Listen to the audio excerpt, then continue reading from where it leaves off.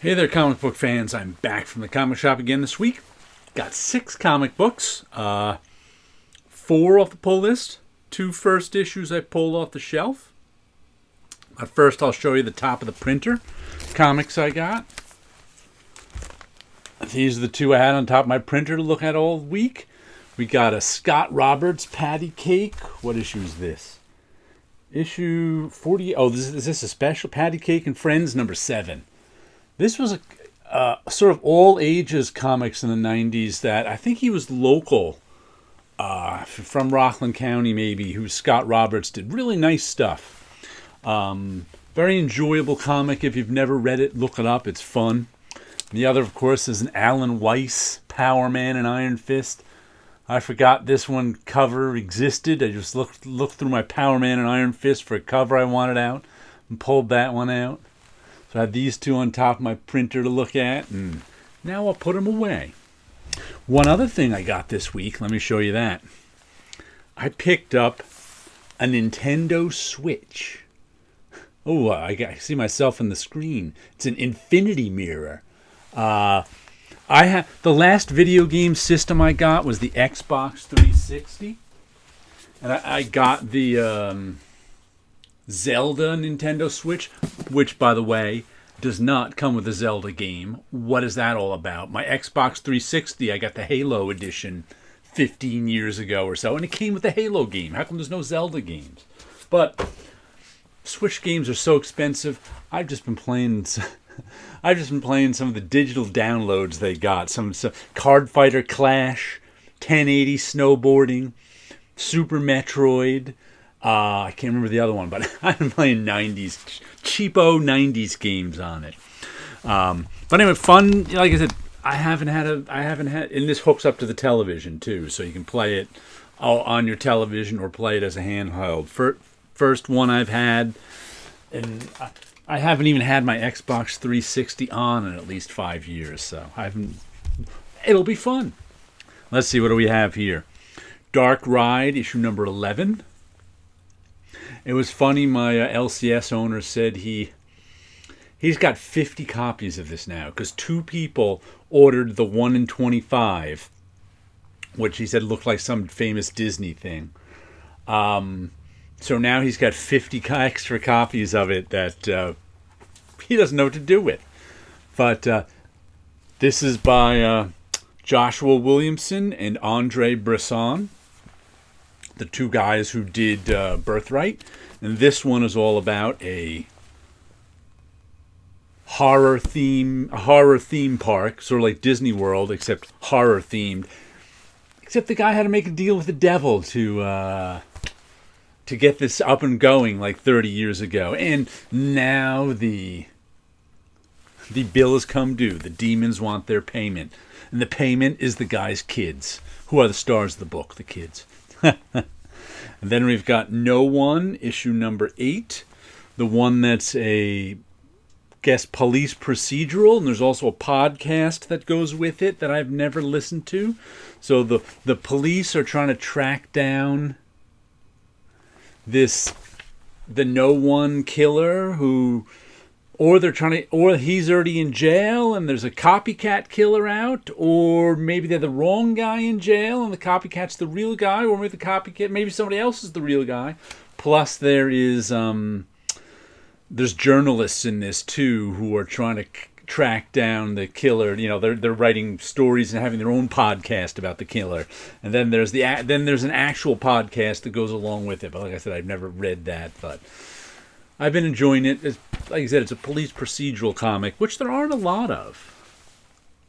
But fun stuff. Let's see who does this one. The writers, Kyle Higgins and Brian Buccellato. Kyle Higgins is the Radiant Black writer. Artist is Geraldo Borges. The colorist is Mart Englert. And the letter is Hassan Atsmain El How. So, No One. Here we go. I think this is the last issue of Our Bones Dust. I think there was only 4 issues in this. I don't know who that woman is. She hasn't appeared yet in this series. She appeared in the last issue? We shall... Oh, there she is in the beginning. And this is all, I think there's Ben Steinbeck is the writer-artist with Dave Stewart on colors, and Russ Wutan, I guess, does the lettering. Like I said, I think this is the last issue. I always get it. Let's check the indicia. Sometimes they tell you in the indicia, sometimes they don't. Sometimes we can't find the indicia either. Let's see if it's in the first page. Number 4 of 4. Okay, so this is the last one. It's been fun. Post-apocalyptic tale. Little kid. Well, actually, it's not that little. It's probably about 14, 15. And running around trying to escape these monsters and these people who are monsters. So I've really enjoyed the artwork in it. It's been good stuff. Speaking of enjoying the artwork, here's Petrolhead number 5. I read somewhere this is the end of the first story arc, so I guess this is continuing. It's about robots in the future who used to race cars, but now they're all retired. They got rid of the robot races, and now this guy has to, and everybody looks like they're made out of candy. That's what I like. I don't know, it's just the way the art, everything looks like it's made out of candy to me. I like the art. The storytelling is good. That little girl's part of the plot. She's got something that her father invented that they're trying to get out into the world to save humanity, but there's people who don't want him to save humanity. So he's got to race his car again, this time for real, or something like that. We'll see how the first story arc ends. Then, here's the stuff I picked up off the shelf. Helen of Windhorn. I have zero idea what this is about, but there was one of the alternate covers looked like a completely different series. It was like an old sort of barbarian paperback cover, but it was Helen. I think she's a writer in this, and she writes those paperbacks. But I liked the art in it as I picked it up. The art is by Bilquis Evely, Bilquis, Bilquis. I don't know how to say it. Written by Tom King. Bilquis Evely, Evely. Colors by Mateus Lopez. Letters by Clayton Cowell. Another Tom King book I'm picking up. But he knows how to pick good artists. I'm not necessarily, a book written by Tom King won't get me to pick it up, but a book with art this good will. So it's good that he picks good artists. That's how I've ended up with so many Tom King books the last couple of years, after he was doing all that DC stuff that I never read. And then the other number 1 is Rick Remender and Bengal. What's the guy's name? Just Bengal, Bengal, with Russ Wutan on the lettering. Napalm Lullaby. There was 2 covers to this, and I didn't like either of them. But this seemed to be the one I thought was okay-ish. And both these are $5 first issues. This one's a little thicker. This one at least is a Dark Horse with a cover stock, so that made me pick it up too. I've no idea what this is about, but I flipped. Oh, it looks like a Superman riff from these 2 pages. Looks like they found a baby in a spaceship. But I flipped it open and liked the art. And I generally like Rick Remender's writing.